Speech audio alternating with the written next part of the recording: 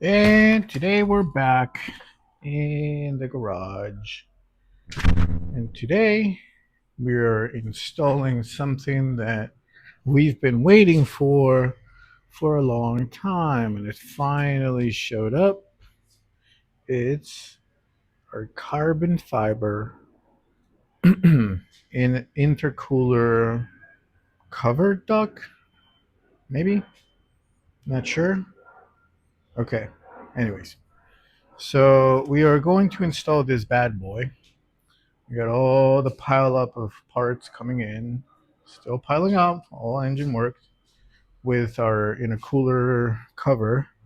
Also, we got our HKS coil kit. Um, so now we're just waiting on the transmission, and we're waiting on. No, that's it. I got everything else. I do have to get small parts like new mounts, engine mounts, and a few other things here and there. But for the most part, that work, I think we're going to wait until after GTR Fest to do so. Anyways, so for today's task, we're going to remove the bumper. We're going to, our friends over at Terra firma hooked us up with um, new, much needed hardware brackets to mount the bumper. I ended up reusing the original ones. They're not in the best of shapes until those came. So now that those are here, we're going to remove it, put all the new brackets, install the intercooler cover, which more than likely we will have to trim because we have a 100 millimeter intercooler, and that bad boy is thickened. Um, and we actually had to do a little bit of trimming on the bumper to make it fit just right. So if you look at this bad boy, it has there's a lip. See, you can see it here. There's a lip, and so this lip sticks out, and it's supposed to go under the intercooler. However, our intercooler is much lower than the OEM one because it's bigger. So we'll probably have to trim all this lip to make it fit, and then notch these at the same length, at the same location as the bumper to mimic those cuts. Not my favorite part, but something that has to be done.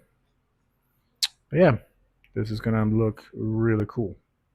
So let's get going. All right, we got the bumper off. So something that I just realized, I am going to have to get some small ramps because with the new skirts, I can't get the low profile jack underneath.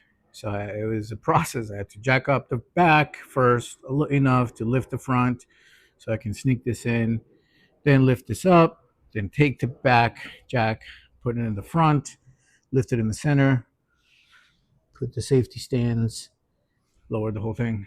Anyways, it's kind of annoying. Anywho, here we are.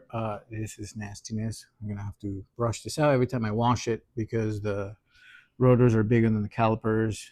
Because this is the 350Z setup. Basically, they're 355 with the OEM rotor, or sorry, OEM caliper.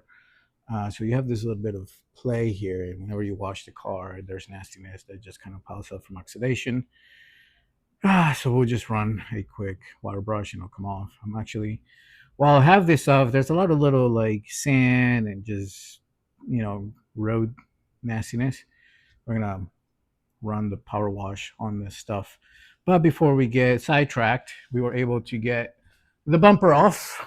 Super. It took a little bit of time because I had to be patient, but the bumper's off. It's over there. And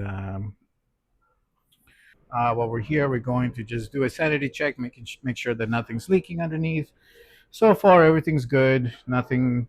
I don't see any major concerns or anything, but I do see a lot of road debris, basically sand and dust and stuff like that, that just piles up. So while the car is all apart, we're just gonna clean the stuff out.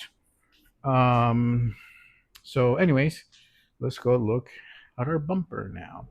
So the bumper's off. And so now we're going to have to figure out how this bad boy is going to fit this. Now the bumper, let's see if I can do this. The bumper has these openings where I believe we can mount them. But the big trick here is that we're going to have to cut the cover to match the depth of this, because the intercooler is brought up right here. In fact, I had to notch these little corners here because this is where the seam of the intercooler touches. So those were done. It was notching the top, bottom, same in the other side. So with that, we're going to start marking things up and get to cutting. All right, so here's a quick test fit. We're going to have to put some pressure to align it on the corners. But for the most part, it's pretty decent. Remember, this is a fiberglass bumper, so it's not, fitment's already questionable from Nismo. But you can see here in the back where the big challenge are going to be. So if you notice right here, oh, hold on a second. I have something to help me with this. I always forget I have this, our trusty pointer. So let's see. So if we look at, oh, this is tough to do. Let's see. Ba-bam. Okay. So this is the line where we need to be cut at. And if we look at it, this already sticks out further. And you see we have about almost 2 inches that we're going to have to trim all the way across, including this mount here. It has to come down perfectly. So this is going to be nerve-wracking, but what we're going to do is we're going to align it as best as we can, and then we're also going to mark holes to align with these openings so we can mount it with hardware. We're going to put 3M underneath on the sides. I'm going to trim it. Wish me luck. All right, it's installed. Here it is. This is what it looks like. So it's pretty good. Fitment's all right. It's not perfect, but it's pretty decent. So now we gotta get it back in the car and get it going. I did end up having to use that kind of hardware, which is not ideal, but that's okay because that's the only hardware I have right now. But you're never gonna even see it. Everyone's gonna look at it from the underneath. So I think this is it's looking really good. So now what we're gonna do next is we're gonna power wash the car underneath, put everything back on, and then wrap it up. This looks pretty good. I ended up using some 3M tape underneath after I trimmed it.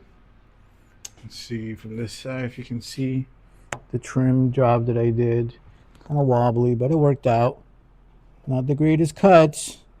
Basically it matches the profile that I needed so the intercooler can clear. So yeah, and then I put a knot up here that is basically holding these guys up. Should probably put a washer in there. But yep, there it goes. That's how it looks like. Very cool. All right, let's keep going.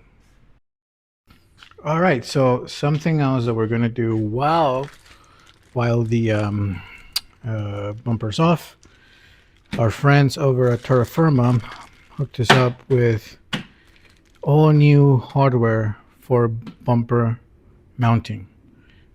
We got new brackets, and we got all the little hardware, all the little plastics, the tabs, all the things that are needed, because I ended up reusing the originals that I had on the old one. For example, here's the old brackets, and these ones have seen better days. So we're gonna do all that and update everything to new. Let's get it going. Check it out. This is the original brackets. They're beat up nasty. Here's the new ones. And we got all the new hardware that goes into mounting these bumpers, all courtesy of Terra firma. This is awesome. So we're gonna mount these up, and it's gonna be, we're ready to wrap up. Oh, one quick thing. The hardware came with these little bolts that I actually don't need because looking at the diagram, these are A45, which are for the license plate bracket, but because we're using the Nismo, that license plate bracket does not mount to this bumper. And so this is the 400R/Nismo bumper, which is what this is, has holes to mount the license plate. But because we're in America, license plate holes don't align with our American version, so I had to get an adapter. So this is by Blocks Racing, and it's just a metal strip that basically has another set of holes that are spaced to our license plates. It's not a big deal. But anyway, so I don't need those. What I ended up doing was I use the bolt, and I got to figure out how to put a little bit of 3M here so this sticks here, because that's kind of dumb. But anyways, so overall it looks pretty good, and we're ready to continue. All right, and the car is done. I don't have time to go take it for a drive because I still got to take a shower and I'm disgusting. But I wanted to show you what this looks like. It came out really good. We replace, so that's what it looks like. I think it looks fantastic. Let's put some light in front.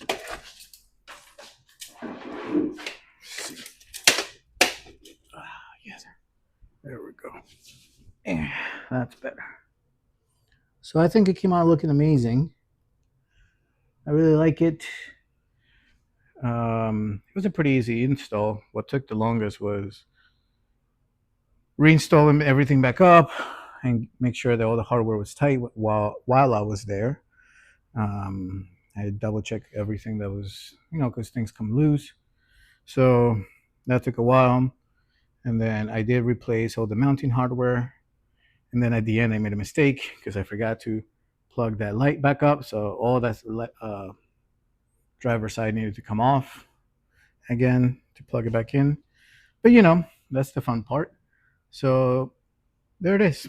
Now we got to do something about the lower lip because I am destroying that lower lip. It's really the paint that's cracked.